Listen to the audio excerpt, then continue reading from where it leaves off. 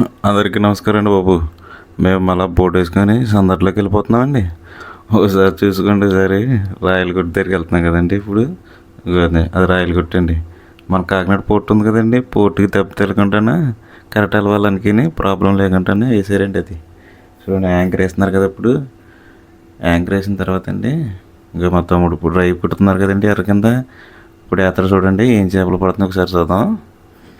చూడండి వేస్తున్నాడు.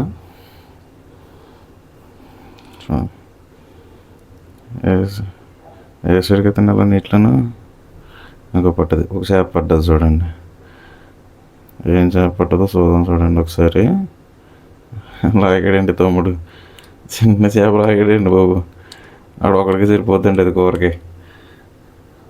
చూడండి ఏం చేప, చూడండి క్లారిటీగా చేపిస్తాను ఒకసారి. చూడండి చేప అది.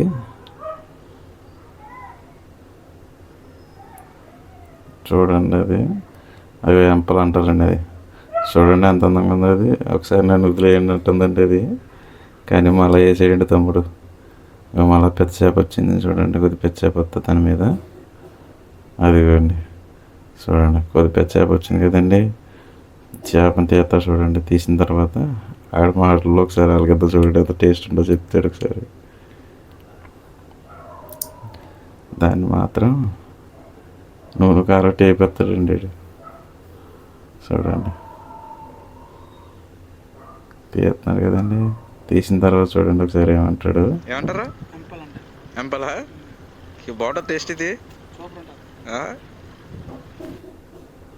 అయిపోయిందండి, మా ఏట అయిపోయిందండి. అది చిన్నది పెద్ద ఒకటే లాగిందండి. అదొక కనిపిస్తుంది కదండి, అది మన కాకినాడ పోర్ట్ అండి. ఇది కాకినాడ పోర్ట్ కదండి, దానికి అడ్డుగానే కరెక్టలు రాకుండానే ఈ గొట్టు నిర్మించారండి.